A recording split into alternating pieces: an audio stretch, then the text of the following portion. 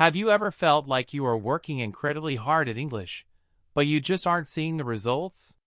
You memorize lists of words, you study the grammar rules until your head hurts, but when you actually try to open your mouth to speak, the words just get stuck.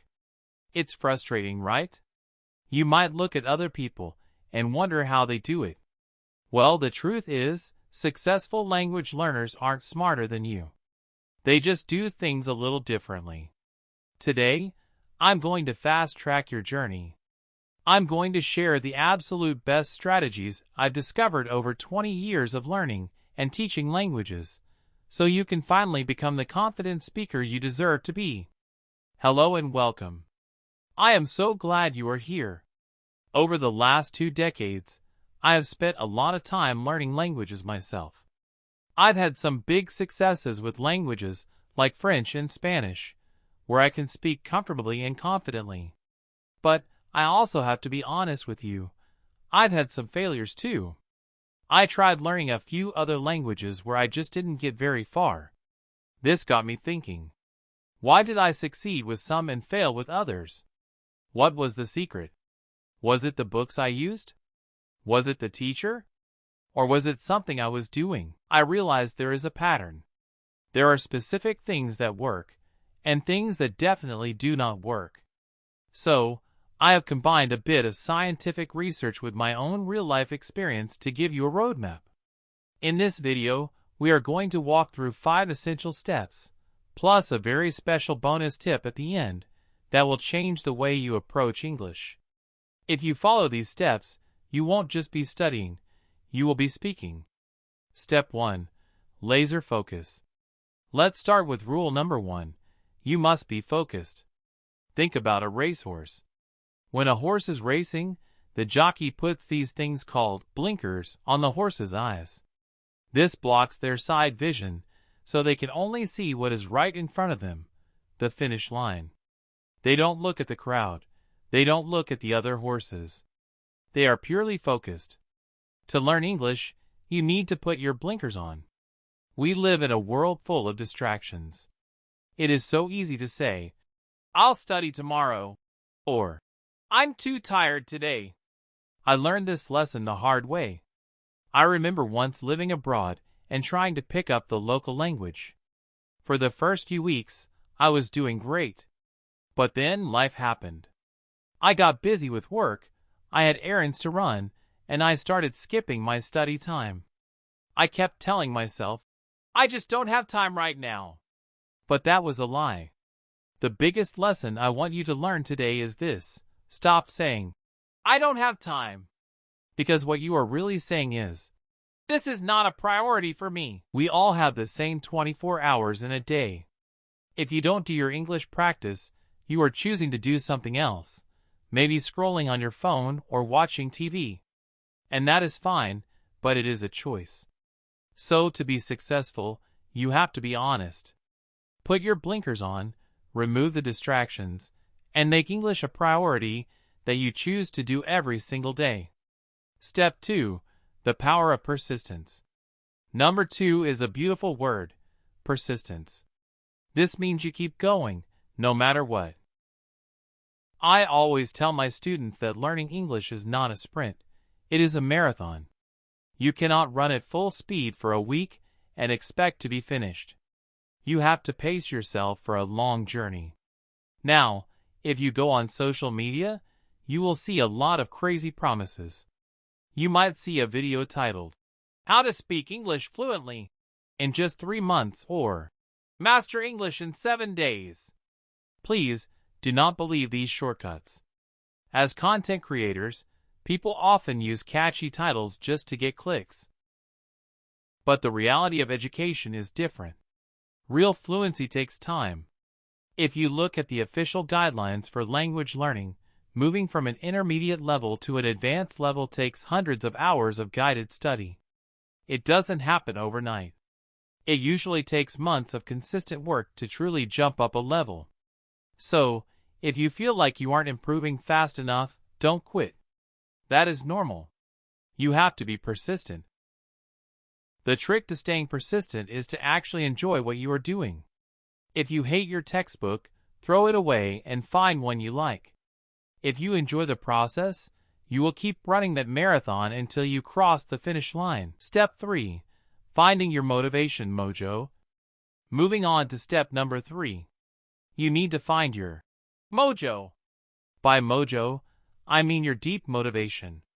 Motivation is like fuel for a car. Without it, you aren't going anywhere. But how do you get motivated? You need to set goals that are specific and realistic. I see so many comments from students who say, "I am a beginner and I want to be fluent." That is a nice dream, but it is a terrible goal. It is too big and it is too vague. A better goal is, "I want to be able to talk about my job and my hobbies for 5 minutes without stopping by next month." That is specific. That is measurable. You also need to feed your motivation. Think of motivation like a pet dog or cat. If you don't feed it, it gets weak. To feed your motivation, remind yourself why you are doing this. You aren't learning English just to pass a test. You are learning because you want a better job, or you want to travel, or you want to provide for your family. Another great way to stay motivated is to connect with people.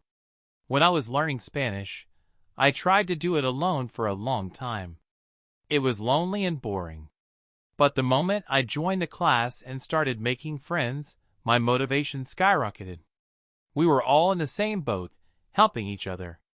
So, find a community. And finally, reward yourself. When you finish a week of studying, go to the cinema, buy a chocolate bar, do something nice for yourself. Celebrate your small wins. Step 4. Big goals, small steps. This connects perfectly to step number 4. Big goal, small steps. Having a big dream is wonderful, but looking at a huge mountain can be scary.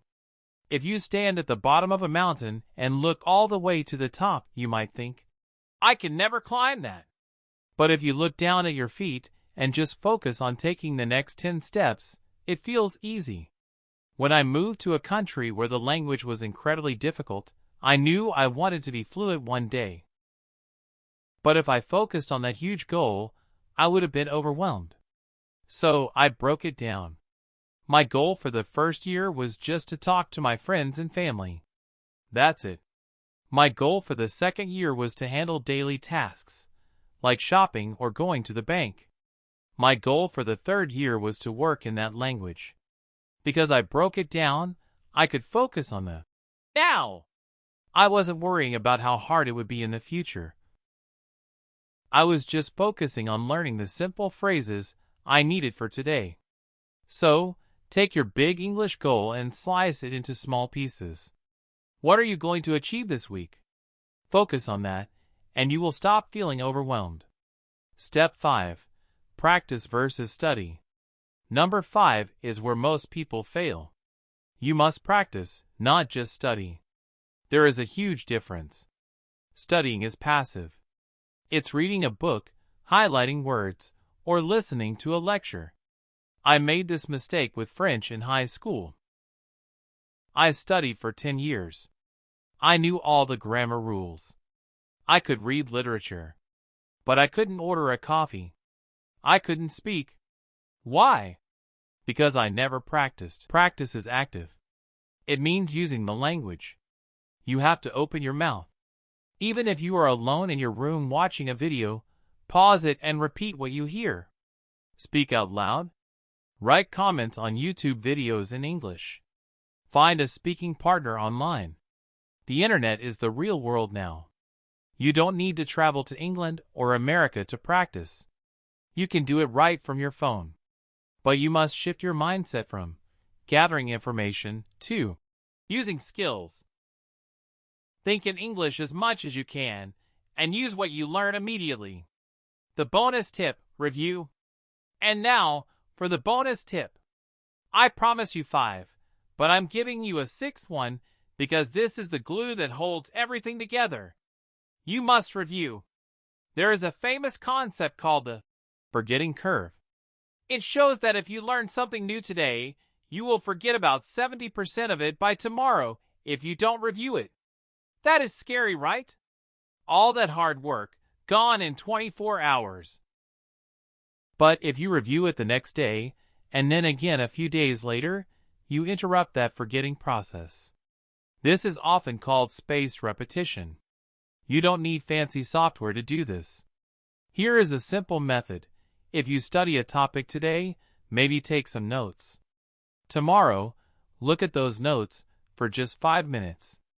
Then 2 days later, try to listen to a podcast or watch a video on that same topic.